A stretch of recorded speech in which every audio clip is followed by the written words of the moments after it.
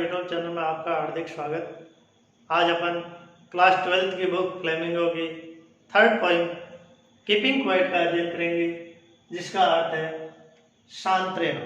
Keeping quiet का अर्थ है शांत रहना। कीपिंग क्वाइट के पोइट है पेब्लो नेरुदा। पोइट का क्या नाम है? Pablo Neruda.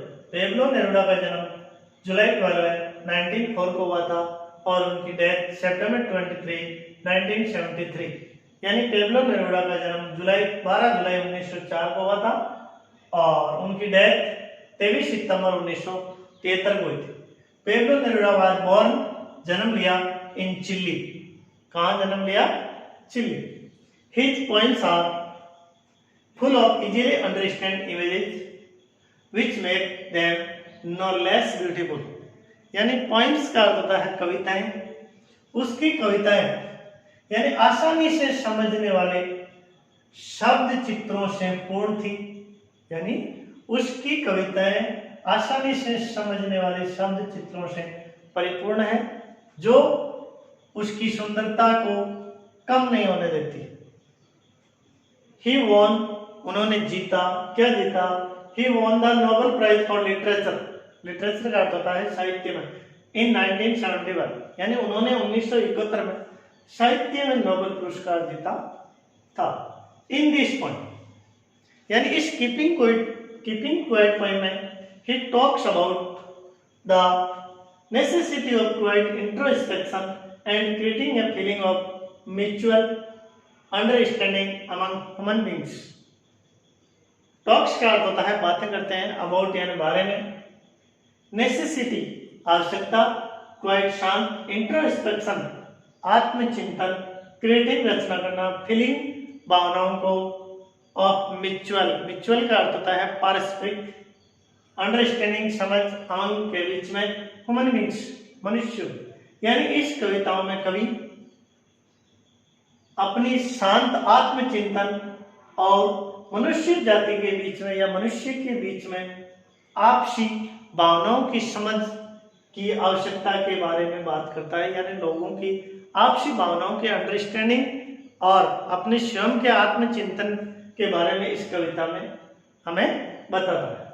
अब अपन स्टेजा, now we will count to 12 and we will all keep still for once on the face of the earth, let's not speak in any language, let's stop for 1 second and not move our arms so much. It would be an exotic moment. Without rush, without engine, we would all be together in a sudden strangeness. Recite again.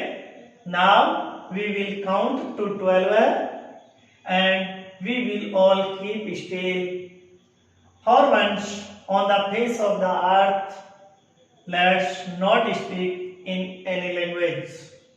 Let's stop for 1 second and not move our arms so much. It would be an exotic moment. Without us, without engine, it would be all be together in a sudden strangeness. अब अपन इस स्टेंजे के जो difficult word है उनके meaning, count means गिनना, keep means रखना, still means शांत या स्थिर, अर्थ मीन्स पृथ्वी, स्पीक मीन्स बोलना, लैंग्वेज मीन्स भाषा, स्टॉप मीन्स रुको, मूव मीन्स हिलाना, आर्म्स मीन्स भुजाएं, एक्सोटिक का अर्थ होता है विलक्षण, मोमेंट शांत, रस भागदौड़, टुगेदर साथ साथ, और स्ट्रेंजनेस अजीब। अब अपन line by line explanation. Now we will count to 12। Now का अर्थ होता है अब, वी का अर्थ होता है हम, 12 का अर्थ होता है 12। अब हम बाहर तक गिनेंगे। Now we will count to 12 का अर्थ होता है अब हम 12 तक गिनती बोलेंगे या गिनेंगे। एंड और वी विल ऑल का अर्थ होता है सभी।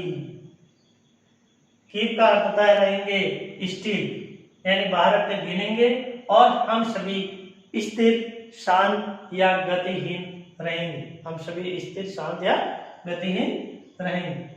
फॉर वंस का अर्थ होता है एक बार के लिए।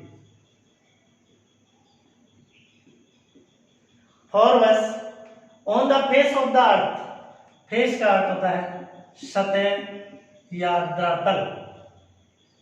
फॉर वंस एक बार के लिए, on the face of the earth पृथ्वी की सतह पर या पृथ्वी पर, लेट्स नॉट स्पीक, स्पीक का अर्थ होता है बोलना। इन एनी कोई, और लैंग्वेज का अर्थ होता है भाषा। तो इसका अर्थ क्या है, एक बार के लिए हम पृथ्वी पर कोई भी भाषा नहीं बोलेंगे। लेट्स स्टॉप फॉर 1 सेकेंड, एक क्षण के लिए रुकेंगे। And not more arms so much, so much का अर्थ होता है और ज्यादा। सो मच का अर्थ होता है और ज्यादा। और यानी हमारी आर्म्स में भुजाएं, मूव यानी हिलाना। And not more arms so much, और हम अपनी भुजाओं को और ज्यादा नहीं फैलाएंगे। It would be an exotic moment, it का अर्थ होता है यह, वुड बी का अर्थ होता है होगा। It would be an exotic moment, यह एक विलक्षण क्षण होगा। कौन सा, विदाउट रस, विदाउट का अर्थ होता है बिना, विदाउट रस, विदाउट इंजन, यानी यह एक ऐसा विलक्षण क्षण होगा जिसमें न भागदौड़, रस्साकशी होगी और न ही किसी प्रकार की मशीनरी चलेगी। We would all be together, we का अर्थ होता है हम, वुड ऑल बी टुगेदर यानी हम सभी साथ साथ होंगे। कहाँ होंगे, इन ए सडन स्ट्रेंजनेस, सडन का अर्थ होता है अचानक, यानी हम जिसमें न कोई भागदौड़ होगी न किसी प्रकार की मशीनरी चलेगी, उस स्थिति में हम एक अजीब वातावरण में अचानक एक साथ होंगे। यानी कवि इस स्टेंजे के अंतर्गत ये बताना चाहता है कि हमें कुछ क्षण के लिए शांत या स्थिर रहना चाहिए और अब संपूर्ण कामकाज बंद करके अपने आंतरिक या अपने आत्मचिंतन का विचार करना चाहिए और किसी प्रकार की उसमें हलचल नहीं करनी चाहिए। Second stanza, fisherman in the cold sea would not harm whales and the men gathering salt would look at it hard hands. Those who prepare green was with gas, was with fire, victory with no savages, would put on clean clothes and walk about with their brothers in the shade doing nothing. What I want should not be confused with total inactivity. Life is what it is about. I want no truck with death. If we were not so single-minded about keeping our lives moving and for once could do nothing, perhaps a huge silence might interrupt this sadness of never understanding ourselves and of threatening ourselves with death. अब अपन इसके जो difficult word है उनके meaning, fisherman मछुआरे, harms हानि पहुंचाना, Wales मछलियां, was युद्धों, फायर आग, सर्वाइव्स जीवित बचते हैं, सेड छाया, कंफ्यूज्ड उलझन, इनएक्टिविटी, निष्क्रियता, डेथ, मृत्यु, परहैप्स, शायद, ह्यूज, विशाल, साइलेंस, चुप्पी, इंटरप्ट, रुकावट डालना या बाधा डालना, सैडनेस, उदासी, थ्रेटनिंग, धमकी भरा, नेवर, कभी नहीं। अब अपन इन स्टेंजों की line bye line explanation. Fisherman in the cold sea, cold का अर्थ होता है ठंडा, सी का अर्थ होता है समुद्र।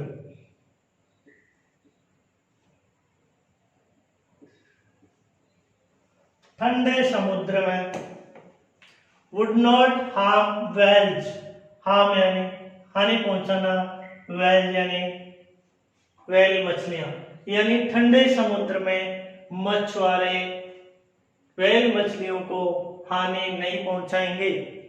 And the man gathering salt, gathering का अर्थ होता है एकत्रित कर रहे,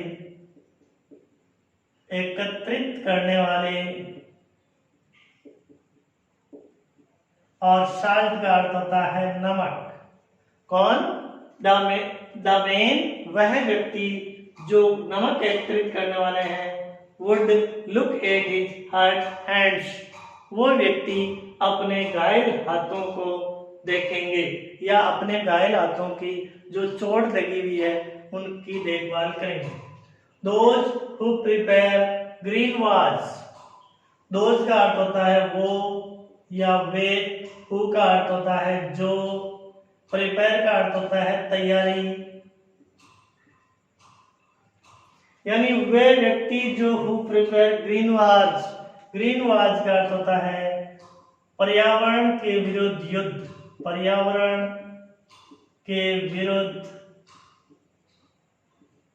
युद्ध, यानी those who prepare green was, वह व्यक्ति जो पर्यावरण के विरुद्ध युद्ध की तैयारी कर रहे हैं। वाज विद गैस, वह व्यक्ति जो जहरीली गैसों के साथ युद्ध की तैयारी करते हैं। वाज विद फायर, जो अग्नि शस्त्रों या बमों से युद्ध की तैयारी करते हैं, वो एक दूसरे के आपसी युद्ध होने के कारण victory with no survives, victory का अर्थ होता है विजय, विजय तो हो जाते हैं युद्ध में लेकिन नो सर्वाइव्स, लेकिन उन युद्धों में कोई भी जीवित नहीं बचता है। इन पंक्तियों में कवि क्या कहता है कि पर्यावरण के युद्ध करने वाले, जहरीली गैसों से युद्ध करने वाले और अग्नि शस्त्रों या बमों से युद्ध करने वाले विजय तो हो जाते हैं लेकिन कोई जीवित नहीं बचता है। Would put on clean clothes, उन युद्ध की तैयारी करने वाले लोगों से कवि ये अपील करता है कि पुट ऑन, पुट ऑन का अर्थ होता है पहनना, क्लीन का अर्थ होता है स्वच्छ और क्लॉथ्स का अर्थ होता है वस्त्र। उन लोगों से क्या अपील करता है कि would put on clean clothes and walk about with their brothers in the shade doing nothing, यानी वो लोग अपने भाइयों के साथ स्वच्छ कपड़े पहनकर शांत और शीतलता प्रदान करने वाले पेड़ पौधों की छाया में वॉक यानी घूमे या टहले, डूइंग नथिंग, उनको कुछ नहीं करना है। यहाँ ब्रदर्स का अर्थ होता है संपूर्ण मानव जाति से, किसे है? संपूर्ण मानव जाति। तो इन पंक्तियों में क्या कहता है, कवि क्या अपील करता है कि would put on clean clothes, यानी साफ सुथरे या स्वच्छ कपड़े पहनो, and walk with their brothers, और संपूर्ण मानव जाति के साथ चलो, इन द शेड यानी शांति का संदेश देने वाले वृक्षों की छाया में टहलो और आपसी विचार विमर्श करो, डूइंग नथिंग, आपको कुछ भी नहीं करना है। अगला स्टेज है कि what I want should not be confused with total activity. अगले स्टेज में कवि ये कहता है कि मैं टोटल इनएक्टिविटी, टोटल का अर्थ होता है पूर्ण, यानी मैं पूर्ण निष्क्रियता के साथ आपको उलझन में नहीं पड़ना चाहिए, यानी व्हाट आई वांट, मैं आपको should not be confused with total inactivity, यानी मैं आपको पूर्ण निष्क्रियता में उलझन में डालना नहीं चाहता हूं, या हमें पूर्ण निष्क्रियता के भय से उलझन में नहीं पड़ना चाहिए। Life is what it is about. हमारा जीवन जो जिस प्रकार चलता है उस प्रकार जीवन चलता रहेगा, और जीवन की गतिविधियों के बारे में हमें सोच विचार करना चाहिए। I want not truck with death. Want यानी चाहना, ट्रक विद डेथ इसका मतलब है यानी हम किसी को मौत के मुंह में नहीं डालना चाहते, या मनुष्य को शायद एक मृत्यु का पात्र नहीं मानना चाहिए, यानी हमें पूर्ण निष्क्रियता में एक मृत्यु का पात्र बनकर नहीं रहना चाहिए। मैं आपको एक मानव मात्र का मृत्यु का पुतला बनाना नहीं चाहता हूँ। हमारे जीवन को इस प्रकार हमें चलाते रहना चाहिए, पूर्ण निष्क्रियता में नहीं रहना चाहिए। अगला स्टेज है कि if we were not so single minded about keeping our lives going, यानी अगर वी का अर्थ होता है हम, we were not so single minded, single minded का अर्थ होता है हमारा जीवन जीने का एकमात्र ध्येय या उद्देश्य। यानी कवि यहाँ कहता है कि if we were not so single minded about keeping our lives moving, moving का अर्थ होता है चलाना, यानी हमारा उद्देश्य केवल अपने जीवन को चलाते रहना, चलाने के लिए नहीं होना चाहिए। And for once could do nothing, और एक बार के लिए, फॉर वंस का अर्थ होता है एक बार के लिए, कुड डू नथिंग एक बार के लिए। अगर आप अपनी समस्त क्रियाकलापों को कुछ क्षण के लिए रोक देते हो तो उससे आपको कुछ फर्क पड़ने वाला नहीं है, या आपके कुछ बाधा नहीं होगी। Perhaps a huge silence might interrupt this sadness of never understanding ourselves and of threatening ourselves with death। तो कवि हमें आगे क्या विनती करता है कि शायद एक ह्यूज साइलेंस, ह्यूज का अर्थ होता है विशाल, एक विशाल शांति, माइट इंटरप्ट दिस सैडनेस, हमारे दिलों में जो सैडनेस, जो उदासी भरी हुई है, उस उदासी को इंटरप्ट का अर्थ होता है बंद कर देती है या रुकावट डाल देती है। कौन सी उदासी? ऑफ नेवर अंडरस्टैंडिंग आवरसेल्व्स, यानी अपने आप को नहीं समझने की। कौन सी उदासी? अपने आप को कभी नहीं समझने की उदासी। और of threatening ourselves with death, और हमारे अंदर जो मृत्यु संबंधी जो भय भरा हुआ है, उस मौत की भय का डर और अपने आप को ना समझी की जो उदासी है, उस उदासी को कौन खत्म कर देती है? एक ह्यूज साइलेंस। तो इस प्रकार इन स्टेंजों में कवि ये कहना चाहता है कि हमें कुछ क्षण के लिए हमारी जितनी भी एक्टिविटियां या हमारे जितने भी वर्क है उनको हमें रोकना चाहिए, और हमारे अंदर का जो इंट्रोस्पेक्शन यानी आत्मनिरीक्षण करना चाहिए कि हमें किस गतिविधि की तरफ जाने से प्रॉफिट है, और हमारा आत्मिक शांति भी मिलनी चाहिए। हमारी संपूर्ण गतिविधियां, जिन गतिविधियों पर हमारा जीवन चक्र चलता रहता है, उन गतिविधियों को कुछ क्षण के लिए रोककर हमें शांत मन से उन पर विचार विमर्श करना चाहिए। अंतिम stanza, perhaps the earth can teach us as when everything seems dead and later proves to be alive. Now I shall count up to 12 and you keep quiet and I will go. Difficult word. Teach का अर्थ होता है पढ़ाना या सीख देना, when का अर्थ होता है जब, सिम्स का अर्थ होता है प्रतीत होती है, डेड मीन्स मृत, प्रोज सिद्ध करती है, और अलाइव जीवित। अब अपन लाइन बाय लाइन इस स्टेंजा का व्याख्या करते हैं कि perhaps the earth can teach us, us का अर्थ होता है हमें, कैन जान सकती है, शायद पृथ्वी हमें टीच अस, हमें सिखा सकती है, हमें एक सीख प्रदान कर सकती है। As when everything seems dead, जब पृथ्वी पर विद्यमान सभी वस्तुएं मृत या हमें निर्जीव प्रतीत होती है। एवरीथिंग का अर्थ होता है प्रत्येक चीज। एंड लेटर लेटर का अर्थ होता है बाद में, लेटर का अर्थ होता है बाद में, और बाद में प्रोज टू बी अलाइव, और वही चीजें बाद में जीवित प्रतीत होती है या हमें जीवित सिद्ध करती है। नाउ अब आई शैल काउंट अप टू 12 है, कभी कहता है कि अब मैं 12 तक गिनूंगा, एंड यू कीप क्वाइट, तुम शांत रहोगे, एंड आई विल गो, और मैं चला जाऊंगा। यानी इस कविता के अंत में कवि ये सिद्ध करना चाहता है कि पृथ्वी पर पतझड़ के मौसम के समय प्रत्येक वस्तु है वो निर्जीव या मृत प्राय प्रतीत होती है, लेकिन कुछ क्षण बाद वो पुनः उन पेड़ पौधों में, उन वस्तुओं में नई ऊर्जा, नया संचार प्रदान करके उन्हें नई ऊर्जा के साथ पुनः जीवित कर देती है। अतः पृथ्वी ही कभी मृत वस्तुओं को मृत प्राय प्रतीत करवाती है और कभी उन्हें जीवित या उसमें नया जोश और नई उमंग प्रदान करती है। इस प्रकार कभी मनुष्य प्राणियों को भी ये शिक्षा देता है कि हमें हमारे गतिशील गतिविधियों के अंतर्गत कुछ क्षण के लिए हमें उन्हें रोकना चाहिए और हमें स्वयं के निरीक्षण के लिए कुछ समय देकर पृथ्वी की तरह पुनः ऊर्जा युक्त होना चाहिए।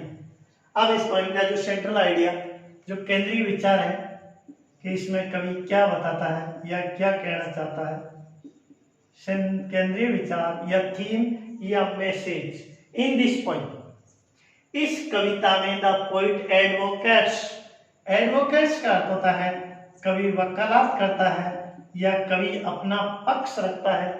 टू कीप क्वाइट, कौन सा पक्ष रखता है? शांत रहने के लिए, एंड स्टिल, स्टिल का अर्थ होता है गतिहीन या स्थिर, for a while to introspect, introspect का मतलब होता है आत्मनिरीक्षण, इंट्रोस्पेक्ट का मतलब होता है आत्मनिरीक्षण।